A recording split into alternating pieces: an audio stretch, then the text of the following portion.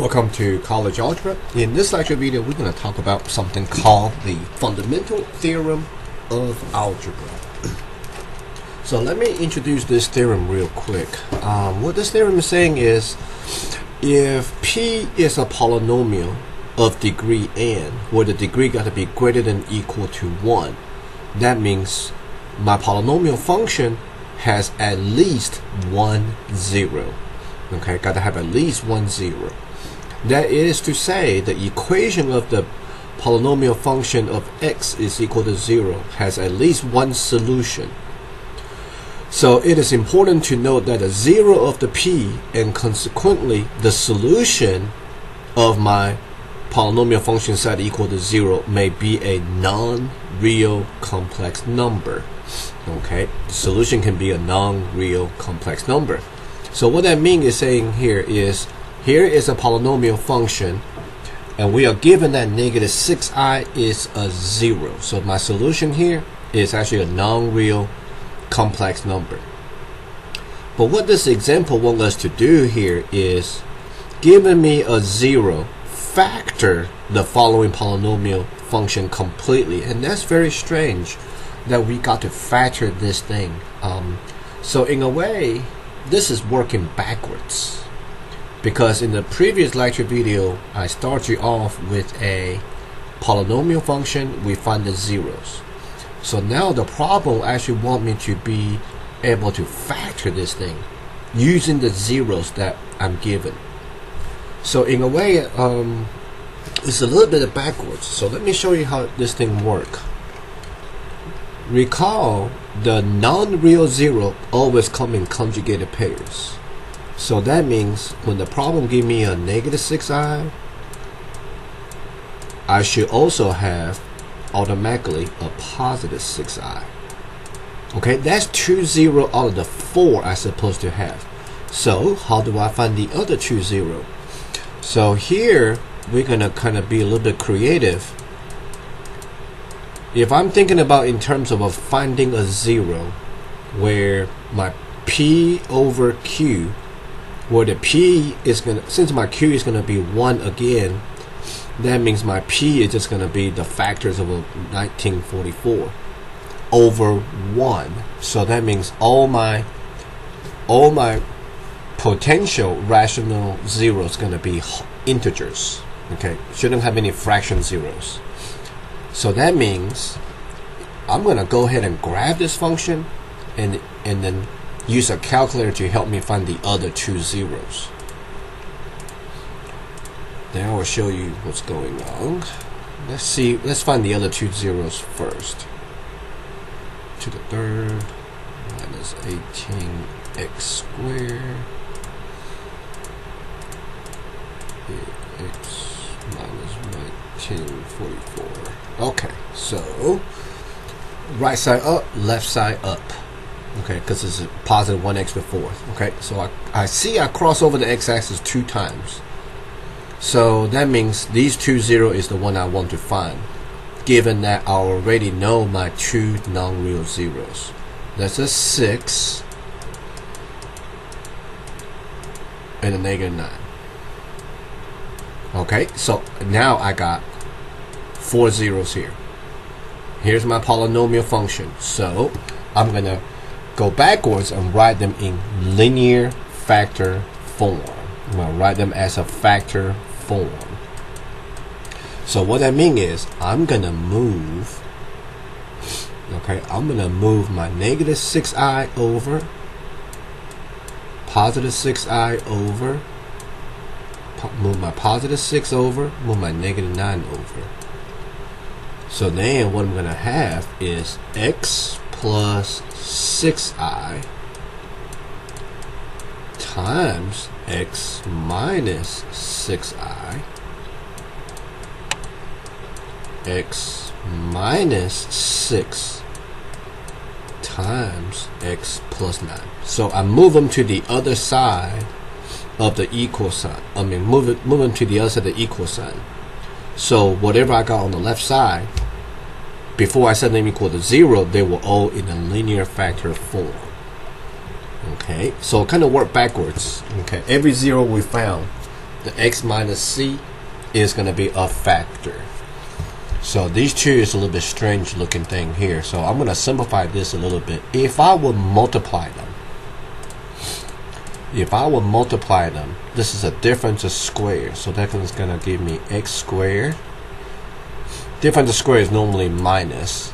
6 times 6 is 36. Okay. I times I is -1. Make my 36 positive. Alright. So far I got this much. And a degree adds up. And degree adds up. Okay, 2 plus 1 plus 1 is x to the 4th. Okay, all coefficient here is 1. Now, all I need to check is this last thing, where the y-intercept need to be negative 1944. Okay, so remember now, y-intercept negative 1944 is where x equal to 0. So if I say x equal to 0 for every one of these x, that would just leave me with 36 times -6 times 9. So let's make sure that will actually come out to be what I wanted. 36 times -6 times 9. Negative 1944. Bingo. So this is my factor form of my function. Okay. So in a way, we kind of work a little bit backwards using some of these theorems that we used before. All right, let's try another one. Okay, same thing. Given me a non-real zero in complex number form. So if I'm gonna have 3 minus 4i. And I hope y'all remember that there was one type of problem I done before where the question want me to write out the actual polynomial function by giving me some of the zero, tell me what the degree is. This problem is not quite like that, but it's very similar because I still got to move all these terms to the other side. It's just the other type of problem we done before is where we got to write them in linear factor form and multiply them out. This one we just need to write them in factor form. Alright. Non-real zero come in conjugated pairs, so I'm going to have a 3 plus 4i. So again, my degree is 4. I'm missing 2 zeros right now. So I'm going to graph this thing and find the other 2 zero. Okay. My q is 1 again, so the other 2 rational zero will be integers.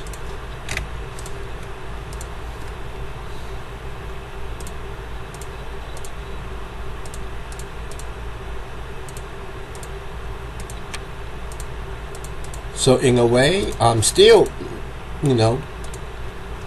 finding zeros using the ultimate way to find zeros, like the previous video. It just not doing all the steps, basically. Not doing all the steps.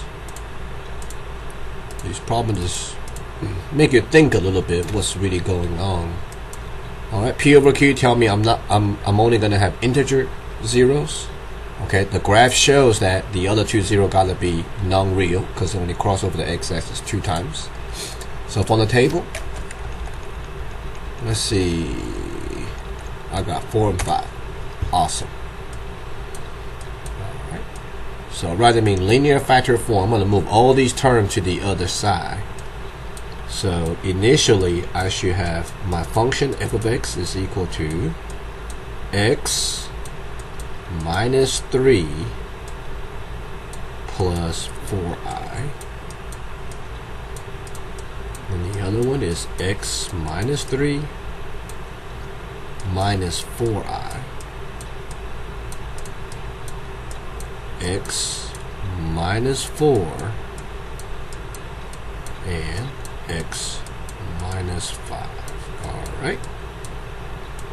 So if I would multiply it out the first two, okay, if I multiply it out the first two, remember we mentioned this before. Let me just copy and paste it right here. I'm going to erase what I need to erase. There you go. If I multiply it out the first four, excuse me, if I multiply out the first two things here, we've done this before. Treat this like a difference of squares by looking at x minus 3 as your A, 4i as your B. One is positive, one is negative. So treat this as a difference of squares. So difference of squares says my A squared minus my B whole thing squared. Now using a perfect square binomial, that'll give me A squared minus 2 times my A times my B, which is 6x plus my B 3 being squared, that would be 9. 4 squared is 16. I squared is -1. The -1 times my -1 up front will make it positive. So that means this is going to end up to be x squared minus 6x plus 25. Okay, times x minus 4, x minus 5. Alright, so a couple things we're going to check before I know this for sure is my answer. 1x squared times 1x times 1x give me my leading term, 1x to the 4th. Alright, the y-intercept got to come up to be positive 500. So I'm going to just say 25 times -4 times -5 positive 500. Okay, so this is my factored form, and I factored completely. Alright, let's try another type of problem. This is about finding the zero of the polynomial. Make sure we're going to find the appropriate number of solutions, counting the multiplicities using the linear factor theorem. So as you can recall, this particular problem we done last time, okay, this one right here that we did, no, not that one, there was another one, I think I graphed it. Right here, this particular example we did last time, suppose I have 3 zeros, I only end up with 2 because my 0 at 1 has even multiplicity, because by the even and odd multiplicity, this thing turned, the graph turned at 1. So that's an even multiplicity, plus when it cross over, count that as odd. So 2 plus 1 will be x to the 3rd. Okay, because I can only add up to degree 3, so I cannot choose any other even or odd numbers for my 0. Very similar to what we're going to do right here. Okay, so if I do my P over Q thing again, okay, Q is 1, so all my potential rational zeros going to be integers. So I'm just going to go ahead and graph it. So in a way, I'm doing step number 1 of the ultimate way to find 0 without actually doing it. Okay, I'm kind of just do it by thinking about it.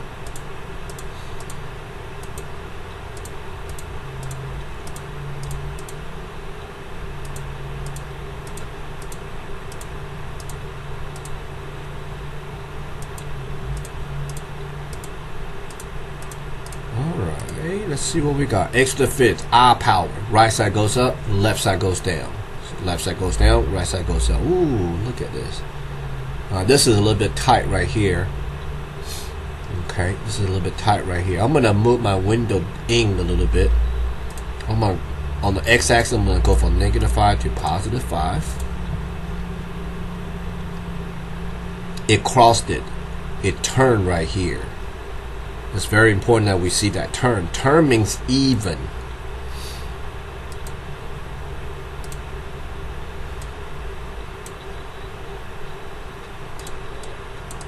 Kind of strange because just by looking at it right now, if I go to my table, I see 1 0 and -1.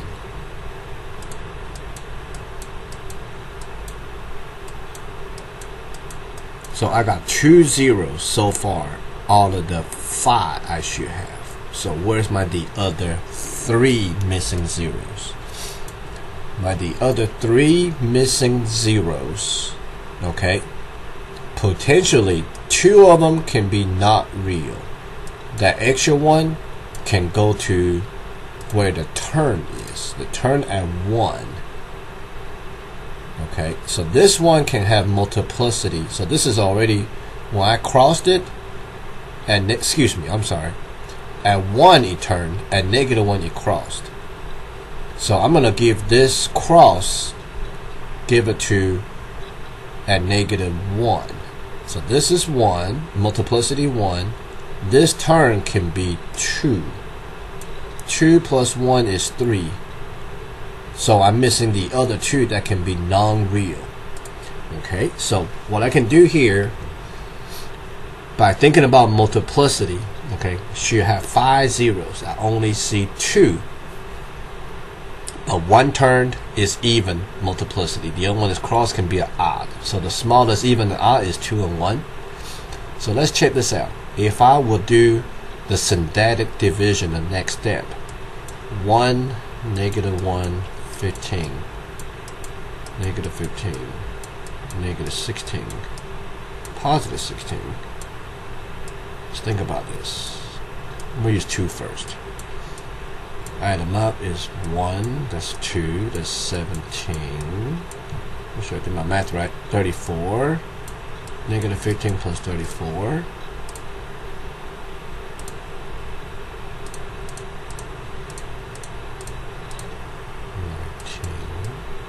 Did I do my math right?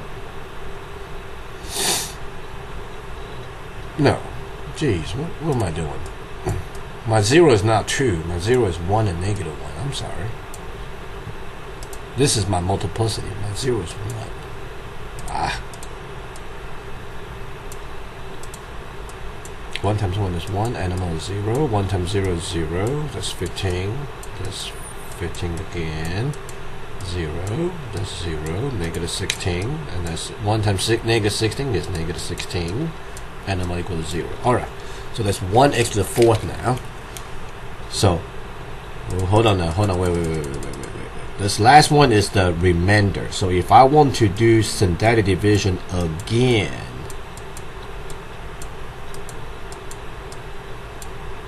okay, if I want to do syntactic division again, remember now, if we say my 0 at 1 has multiplicity 2, that means technically I got 2 1s. I got 2 of these answers. So if I use 1 again, 1 times 1 is 1, add them up is 1, 1 times 1 is 1, add them up is 16, 1 times 16 is 16, add them up is 16, 1 times 16 is 16, add them up to be 0. So that's another remainder 0. Which of course I expected that, because 1 is another 0 of mine. So start out with 5th power. This is 4. This is 3rd power now. One more time. 1, 1, 16, 16.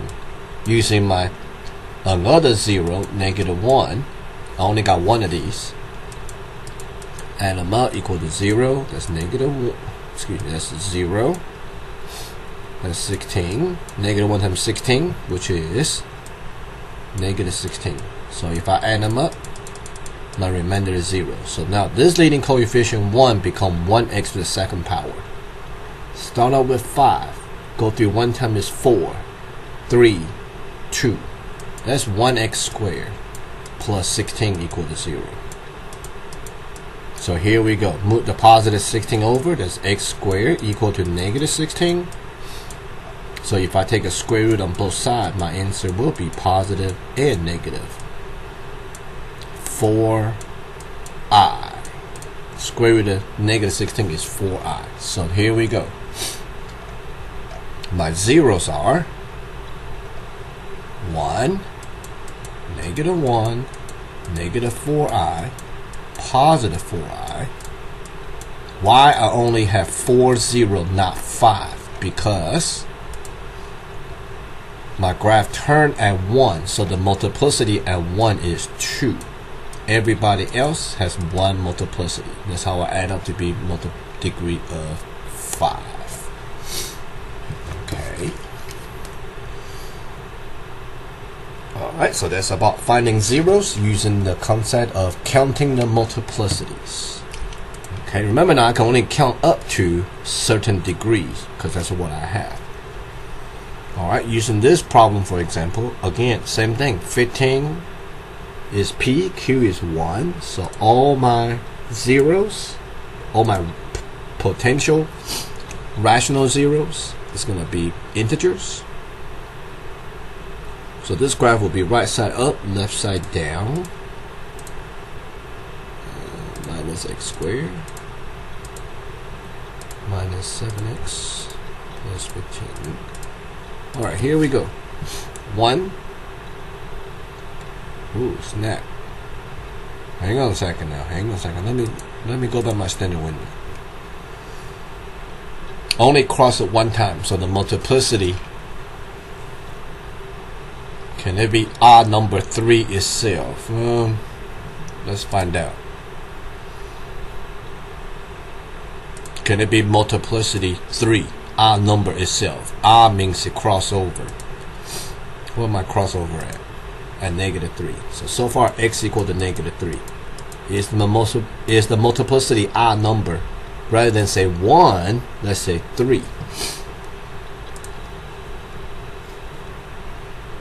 Okay, so let's do a synthetic division. No missing terms. So let's try this. Bring down the 1, multiply will be negative 3. Add them up. That's negative 4. Negative 3 times negative 4 is positive 12. Add them up. Positive 5. This is going to be negative 15. Add them up equal to 0. So far this 1 means 1x squared minus 4x plus 5 equal to 0. Okay, and this problem cannot be factored. Okay, this problem cannot be factored. I suppose I have 3 zeros. Okay, this problem cannot be factored because 1 times 5 is 5. Because this is a positive sign, I have to use negative 1, negative 5, which add up together is not negative 4. So I got to use quadratic formula. A is 1. B is negative 4. C is positive 5. Alright. So x equals negative b. That'll be negative negative 4 plus minus square root of b squared negative 4 whole thing squared minus 4ac, 4 times my a times my c, whole thing over 2 times my a. Alright, so during the review we mentioned that typing what's inside the square root into the calculator. See what that come out to be. Parenthesis negative 4 whole thing squared minus 4 times 1 times 5. It's going to be negative 4 right here over 2. Therefore, square root of negative 4 is positive negative 2i. Alright, when all 3 numbers on the outside can be reduced, we will reduce them. So that will be 2 plus minus 1i over 1. So here are my 3 zeros. As a matter of fact, can this negative 3 be odd power? No, you cannot. You got to be multiplicity 1 because 1 plus the other 0 makes it x to the 3rd power. So the multiplicity on all 3 zeros is going to be 1. Alright, and I will stop this video here. And I'm going to show you a different sets of problem in part 2.